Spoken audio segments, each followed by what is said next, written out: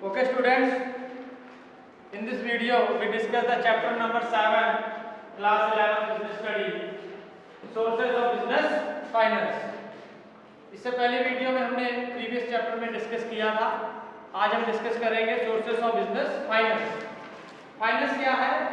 Finance same as it is वैसे ही है जैसे हमारे बॉडी में क्या होता है, ब्लड। जैसे ब्लड की कमी आ जाएगी वैसे ही हमारी बॉडी काम करना क्या कर देगी, बंद कर देगी। Same as it is finance भी हमारा बिजनेस में एक ब्लड की तरह काम करता है। जितना फाइनेंस अच्छा होगा, मीन्स जितनी हमें जरूरत है उतना फाइनेंस होगा तो बिजनेस भी हमारा क्या चलेगा, स्मूथली चलेगा। So first of all we discuss about the meaning of finance. What is the meaning of business finance? Business finance means क्या होता है? Business finance means capital fund plus credit fund.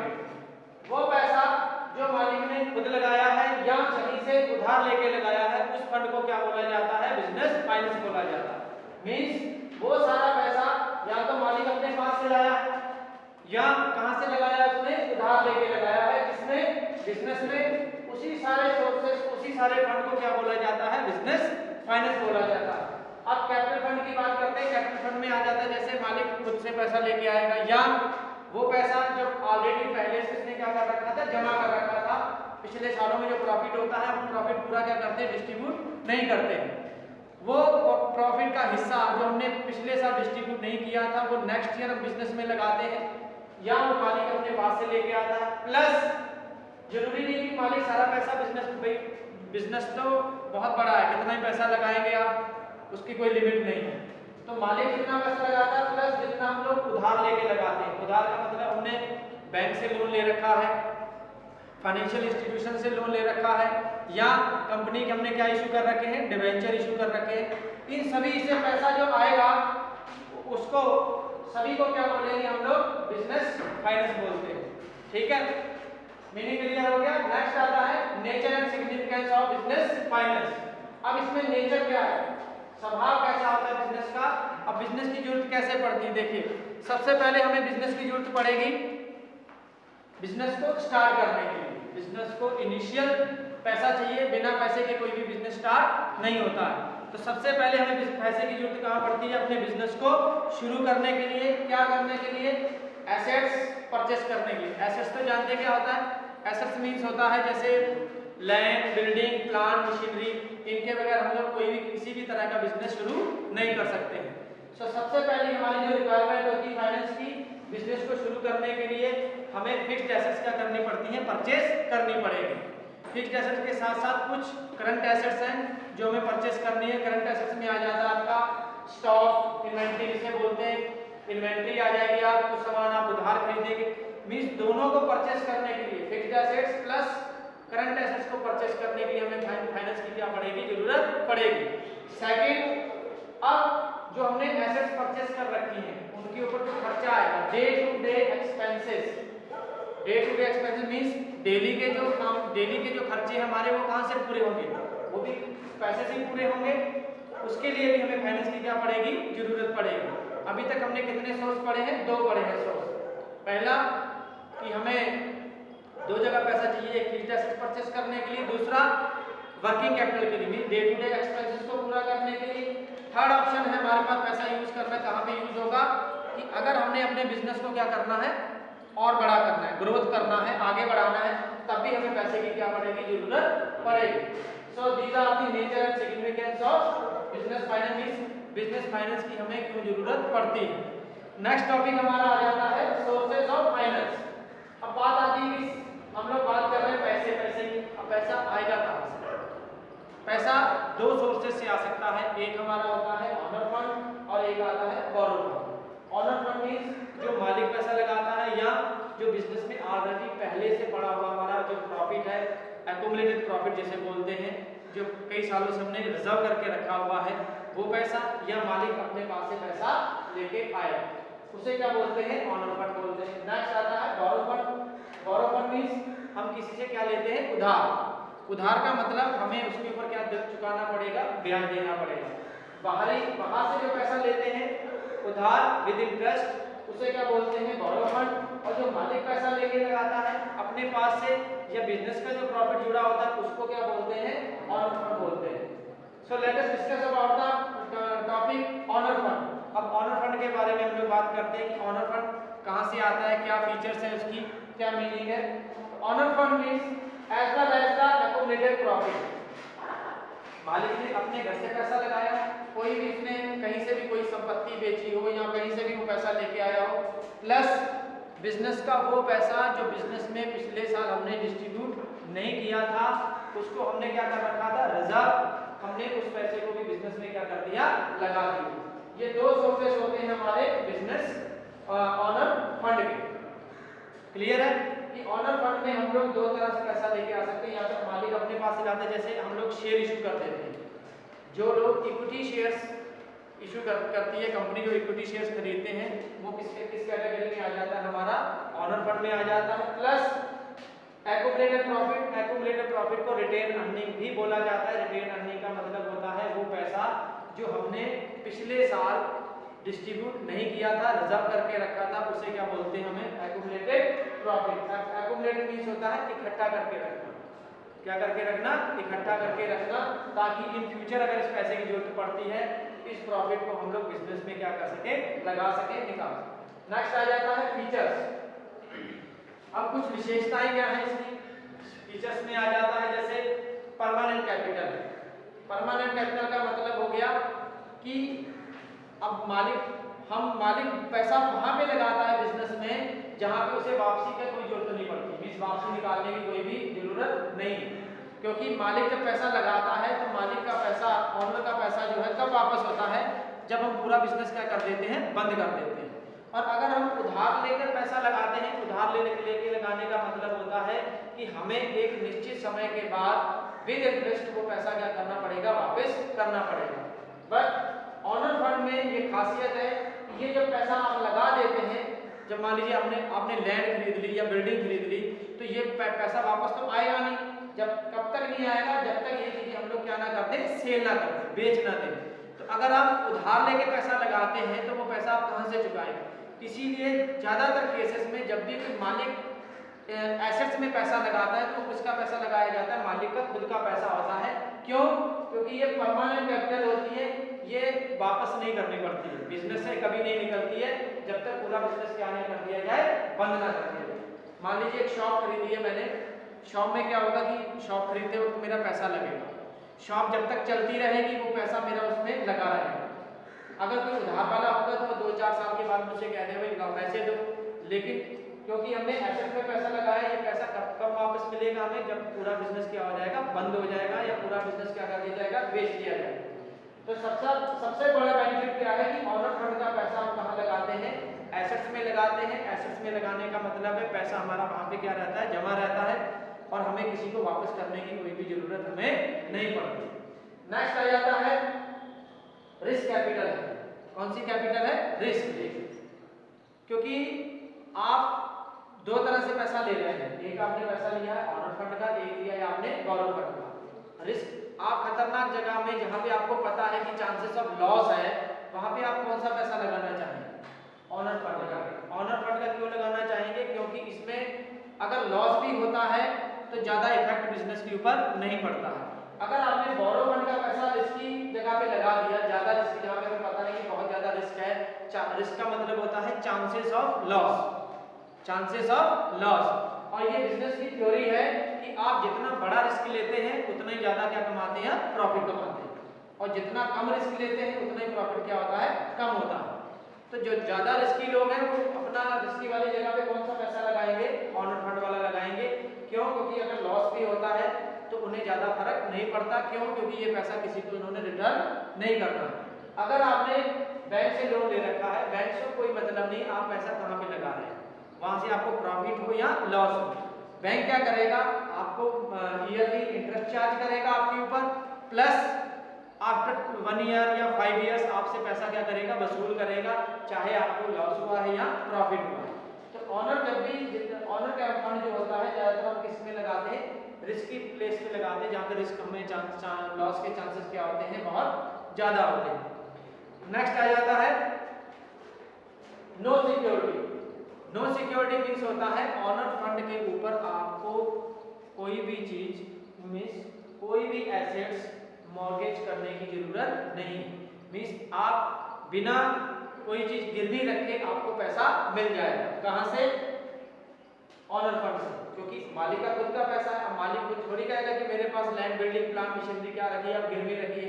लेकिन जब आप बोरो फंड से पैसा लेते हैं तो आपको क्या करना पड़ेगा? कोई सिक्योरिटी का मतलब है कि आपको उसके बदले में, पैसे के बदले में कोई ना कोई चीज आपको वहां पे सिक्योरिटी के तौर पे रखनी पड़ेगी। सिक्योरिटी क्यों रखवाई जाती है? कि इन केस अगर पैसा लेने वाला पैसा नहीं दे पाया तो हम लोग उस सिक्योरिटी के ऊपर क्या कर सकते हैं? टेक ओवर कर सकते हैं। फॉर एग्जांपल अगर फार्मर से लोन लेते हैं तो फार्मर्स क्या करते हैं? अपने जो लैंड के डॉक्यूमेंट्स हैं वो बैंक के पास क्या करते हैं? डिपॉजिट करते हैं। इन केस अगर कोई फार्मर लोन का पैसा वापस नहीं कर पाता है तो गवर्नमेंट उस लैंड पे जो प्लॉट होता है उसको क्या कर लेती? टेक ओवर कर लेती। टेक ओवर करने का मतलब है उसको बेचकर अपने पैसे का कर लेती है, वो वसूल कर लेती है।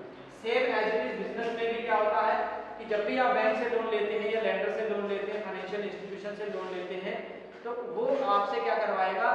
जितनी भी बिजनेस की प्रॉपर्टी होती है, land, building, plant, machineries, trucks, buses, जो भी उस बिजनेस के नाम है वो क्या करवा लेता है? मॉर्गेज करा लेता है, गिरवी रखवा लेता है अपने पास सिक्योरिटी के तौर पे कि अगर ये बिजनेस पैसा नहीं दे पाया तो हम इन सिक्योरिटीज को बेचकर पैसा पूरा कर सकते हैं। लेकिन ऑनर फंड में ऐसा कुछ भी नहीं है, आपको कोई भी सिक्योरिटी रखने की जरूरत नहीं है। नेक्स्ट आता है सोर्सेज। अब ऑनर फंड के सोर्सेज कौन कौन से हैं? ऑनर फंड से आपको पैसा कहां से मिलेगा? एक है शेयर कैपिटल, दूसरा है आपको रिटेन अर्निंग। शेयर कैपिटल का मतलब है जिन कंपनीज के कंपनी शेयर इशू करती है, जिन लोगों ने कंपनी के शेयर्स खरीद रखते हैं वो कंपनी के क्या बन जाते हैं? मालिक बन जाते हैं। उसी कैपिटल को क्या बोला जाता है? शेयर कैपिटल बोला जाता है। रिटेन अर्निंग में ऑलरेडी यहाँ पे आपको डिस्कस कर चुका हूँ, एक्यूमुलेटेड प्रॉफिट है। रिटेन अर्निंग वो होती है जो पिछले कई सालों से बिजनेस में डिस्ट्रीब्यूट नहीं की गई है। बिजनेस ने क्या करके रखा है? इसको रिजर्व करके रखा हुआ है, जो शेयर होल्डर्स में हमने डिस्ट्रीब्यूट नहीं किया हुआ। क्योंकि हर बिजनेसमैन, इवन हम लोग घरों में भी क्या करते हैं कि सारा पैसा कहीं पे डिस्ट्रीब्यूट नहीं करते हैं। कुछ पैसा हम लोग क्या करके रखते हैं? रिजर्व करके रखते हैं कि इन इमरजेंसी अगर वो पैसे की जरूरत पड़ती है तो वो पैसा यूज कर सकते हैं। तो बिजनेस में भी एक अलग से ये बना दिया जाता है रिटेन अर्निंग का, जिसमें हम लोग पहले से डिसाइड कर लेते हैं कि टोटल प्रॉफिट का 5%, 10% या 20% हम क्या कर रखेंगे? रिजर्व करके रखेंगे। वही पैसा हम लोग फिर से बिजनेस में क्या करते हैं? यूटिलाइज करते हैं। So there are two sources of honor fund, share capital and retain earning. Let's student discuss the next topic which is borrow fund. हमने दो सोर्स बताए थे बिजनेस फाइनेंस के, पहला हमने डिस्कस कर लिया है ऑनर फंड, सेकंड वाला क्या है? बोरो फंड। बोरो फंड मींस आप बाहर से पैसा उधार ले रहे हैं। बाहर से मतलब है बैंक लोन, बैंक आपको लोन प्रोवाइड करेगा, फाइनेंशियल इंस्टीट्यूशंस आपको लोन देंगे, पब्लिक डिपॉजिट से आप पैसा ले सकते हैं, कंपनी अपने डिबेंचर इशू करके पैसा ले सकती है। लेकिन इन दोनों में फर्क क्या है कि बोरो फंड में आपको सिक्योरिटीज रखनी पड़ेगी, कोई ना कोई चीज मॉर्गेज करनी पड़ेगी, प्लस जितना भी आप पैसा बाहर से लेते हैं उसके ऊपर आपको क्या देना पड़ेगा? फिक्स रेट के हिसाब से इंटरेस्ट देना पड़ेगा। नाउ बोरो फंड में समझ आ गया कि बोरो फंड मींस होता है जब आप बाहर से पैसा लेते हैं बैंक से, फाइनेंशियल इंस्टीट्यूशन से, जिसके ऊपर अब इसमें फीचर्स हम डिस्कस करेंगे तो क्लियर हो जाएगा कि बोरो फंड का मीनिंग क्या होता है। बोरो फंड मींस सबसे पहली फीचर क्या है? हमें फिक्स रेट, फिक्स टाइम होता है इसका। क्या होता है? Fix time. Fix time means the borrow fund is raised by businessman for a specific period. This fund may be raised for short term, medium term and long term. ये clearly mention होता है जब भी आप loan लेते हैं, जब भी आप पैसा बोरो करते हैं किसी से, तो वहां पे टाइम पीरियड आप क्या करते हैं? क्लियर करते हैं कि मैं आपसे 6 महीने के 1 ईयर के लिए ले रहा हूँ, 2 साल के लिए ले रहा हूँ, 5 साल के लिए ले रहा हूँ या 10 साल के लिए। मींस टाइम पीरियड क्या होता है? क्लियर होता है। इसमें क्या होता है? टाइम पीरियड क्लियर नहीं है, एक बार पैसा लग गया तो लग गया, कोई पता नहीं कि वापस होगा या नहीं होगा। लेकिन आप बाहर से पैसा ले रहे हैं तो जब भी आप किसी से पैसा लेते हैं तो वो कंडीशन रखेगा कि आपको कितने समय के लिए पैसा चाहिए, उसी हिसाब से आपको अमाउंट दिया जाता है और उसी हिसाब से आपके ऊपर क्या लगाई जाती है? कंडीशंस लगाई जाती है। नेक्स्ट आ जाता है सिक्योरिटी। अब किसी बैंक से या फाइनेंशियल इंस्टीट्यूशन से आप पैसा लेते हैं तो आपको ऐसे तो पैसा कोई दे नहीं देगा, क्योंकि चांसेस पैसा क्या बैड डेट होने के चांसेस क्या होते हैं, ज़्यादा होते हैं। मान लो अगर किसी ने पैसा नहीं दिया तो बैंक पैसा कहाँ से वसूल करेगा, फाइनेंशियल इंस्टीट्यूशन पैसा कहाँ से वसूल करेंगे। इसीलिए बोरो फंड में आपको सिक्योरिटीज रखनी पड़ती है। जितना भी आप अमाउंट लेते हैं उससे ज़्यादा अमाउंट की क्या रखते हैं आप, सिक्योरिटी रखते हैं। फॉर एग्जाम्पल आपने 10 लाख का लोन लिया, कितने लाख का, 10 लाख का लोन लिया है, तो आपको कितने की सिक्योरिटी वहां पे रखनी पड़ेगी, 12 लाख टू 15 लाख, 10 लाख से लेकर 15 लाख तक की आपको सिक्योरिटी रखनी पड़ती है। अब ये ज्यादा क्यों रखते हैं, ज्यादा इसलिए रखते हैं क्योंकि इंटरेस्ट भी होता है इसमें। मान लीजिए 10 लाख का मैंने लोन ले रखा है, 10 लाख का ब्याज भी बनता है, तो कम से कम मैं इतनी बड़ी सिक्योरिटी गिरवी रखूंगा कि मुझे मेरा प्रिंसिपल अमाउंट प्लस इंटरेस्ट दोनों ही क्या हो सके, वसूल हो सके। इसीलिए ज्यादा अमाउंट की सिक्योरिटी गिरवी रखी जाती है। सेकंड फीचर क्या आती है बोरो फंड की, कि जब भी आप किसी से लोन लेंगे, पैसा बोरो करेंगे, तो आपको क्या रखना, बिजनेस को क्या रखना पड़ेगा, अपनी कोई एसेट्स क्या करनी पड़ेगी, गिरवी रखनी पड़ेगी, जिसके बेस पे आपको क्या मिलेगा, लोन मिलेगा। नेक्स्ट आ जाता है regular payment of interest. Regular payment of interest का मतलब है बिजनेस बैंक को या फाइनेंशियल इंस्टीट्यूशन को कोई भी लेना देना नहीं है आपसे कि आपको प्रॉफिट हुआ है या लॉस हुआ है। वो क्या करेगा, आपसे हर 6 महीने या ईयरली जैसा भी एग्री हुआ है वो आपसे क्या करेगा, इंटरेस्ट चार्ज करेगा। मीन्स आपको ब्याज देना ही पड़ेगा, क्योंकि जब भी आप यहाँ से लोन लेते हैं तो जो रेट ऑफ इंटरेस्ट है वो पहले ही डिक्लेयर हो जाता है कि अगर आप लोन लेते हैं तो आपको 7%, 10% या 14%, कितना भी इंटरेस्ट रेट है वो आपको पहले डिक्लेयर हो जाता है, डॉक्यूमेंट्स पे साइन किए जाते हैं, ठीक है भाई मैं इतना ब्याज दे सकता हूँ। तो फिक्स रेट पे आपको क्या रेगुलर पेमेंट करनी पड़ेगी, चाहे बिजनेस को प्रॉफिट हो रहा हो या लॉस हो रहा हो। इससे जो जिसने लेंडर है, जिसने पैसा दे रखा है, उसे कोई भी लेना देना नहीं। नेक्स्ट आ जाता है कंट्रोल। कंट्रोल का मीनिंग होता है कि अगर आप ऑनर फंड से पैसा लेते हैं शेयर कैपिटल से, जब मैं आपको कंपेयर करूंगा तो थोड़ा क्लियर हो जाएगा कि कंट्रोल का मीनिंग क्या होता है। जब आप शेयर कैपिटल से, ऑनर फंड में शेयर कैपिटल से जब आप पैसा लेते हैं तो वहां पे वो आपके डिसीजन में क्या कर सकते हैं, इन्वॉल्व हो सकते हैं, मीटिंग में इन्वॉल्व हो सकते हैं, मीन्स आपके बिजनेस को क्या कर सकते हैं, वो कंट्रोल कर सकते हैं। लेकिन जब आप पैसा किसी से उधार लेते हैं, कर्ज पे लेते हैं, तो उसको आपके बिजनेस से, आपके बिजनेस के डिसीजन से कोई लेना देना नहीं होता। उसको सिर्फ मतलब होता है अपना principal amount. Principal amount means जो कर्ज उसने दे रखा है, फॉर एग्जांपल 10 लाख जो लोन है वो प्रिंसिपल अमाउंट हो गया, प्लस उसको अपना किससे मतलब है, इंटरेस्ट से मतलब है। बिजनेस में आप क्या डिसीजन लेते हैं उससे आप, उसका कंट्रोल आपके बिजनेस में नहीं होता, उसको बिजनेस से कोई भी लेना देना नहीं है। लेकिन ऑनर फंड में क्या होता है, जब आप शेयर कैपिटल से पैसा लेते हैं तो वो आपके बोर्ड ऑफ डायरेक्टर्स में भी आ जाते हैं, जितने भी बिजनेस में डिसीजन लिए जाते हैं उनमें भी उनका इन्वॉल्वमेंट रहता है, जितनी भी मीटिंग्स होंगी। सो बोरो फंड की ये खासियत है कि जब भी आप किसी से लोन लेंगे तो उसको सिर्फ अपने पैसे से मतलब है, बिजनेस से कोई भी लेना देना उसका नहीं। नेक्स्ट आ जाता है इसके सोर्सेस कौन कौन से हैं। सोर्सेस क्या है, डिवेंचर्स। डिवेंचर मीन्स है कि कंपनी क्या, जब कंपनी को पैसे की जरूरत पड़ती है। डिवेंचर ओनली, मैं पहले बता दूं, शेयर्स एंड डिवेंचर कौन इशू कर सकता है, ओनली कंपनी ही इशू कर सकती है। कोई फर्म या पार्टनरशिप फर्म कोई भी ये डिवेंचर को इशू नहीं कर सकता। कंपनी को जब भी पैसे की जरूरत पड़ती है वो अपने डिवेंचर क्या कर देती है, इशू कर देती है। उसके ऊपर क्लियर मेंशन होता है कि रेट ऑफ इंटरेस्ट कितना है, कितना अमाउंट हम आपसे ले रहे हैं, कितने सालों बाद आपको क्या किया जाएगा, वापस किया जाएगा। दूसरा है लोन फ्रॉम बैंक, आप बैंक से भी पैसा ले सकते हैं। Loan from financial institutions and public deposit and trade credit. In sources से आप पैसा क्या कर सकते हैं, बोरो कर सकते हैं, उधार ले सकते हैं, जिनके ऊपर टर्म्स एंड कंडीशन लगाई जाती हैं, जिसके बेस पे आपको मंथली, ईयरली और हाफ ईयरली के हिसाब से क्या देना पड़ता है, इंटरेस्ट पे करना पड़ता है, और एक निश्चित समय के बाद वो पैसा क्या करना पड़ेगा, आपको रिटर्न करना पड़ता है। नेक्स्ट आ जाता है what is the difference between owner fund and borrow fund. Owner fund में और बोरो फंड में डिफरेंस क्या होता है। फर्स्ट है meaning, it refers to the fund contribute by owner as well as a retain earning. Owner fund और borrow fund में difference सबसे पहला क्या है कि ओनर फंड में पैसा कौन लगा रहा है, या तो मालिक लगा रहा है या बिजनेस का खुद का पैसा लग रहा है। रिटेन अर्निंग क्या किसका अमाउंट था, बिजनेस का ही था जो हमने पहले जोड़ रखा था। तो ओनर फंड में जो पैसा लगाया जाता है या तो मालिक लगाता है या बिजनेस का ही पैसा होता है। बट बोरो फंड में it refers to borrow fund, it include all funds available by way of loan. Borrow fund में आप पैसा बाहर से बोरो करते हैं। बोरो मींस होता है उधार लेना किसी से, आप बाहर से एक्सटर्नल सोर्स से पैसा लेते हैं जैसे बैंक, फाइनेंशियल इंस्टीट्यूशन। सेकंड है time period. Owner fund is a source of permanent capital.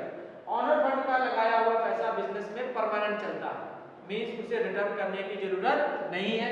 But borrow fund में जब भी आप किसी से पैसा लेते हैं वहां पे क्लियरली मेंशन होता है कि आप 2 साल, 5 साल या 10 साल के बाद पैसा क्या करेंगे, विद इंटरेस्ट वापस करेंगे। नेक्स्ट आ जाता है सिक्योरिटी।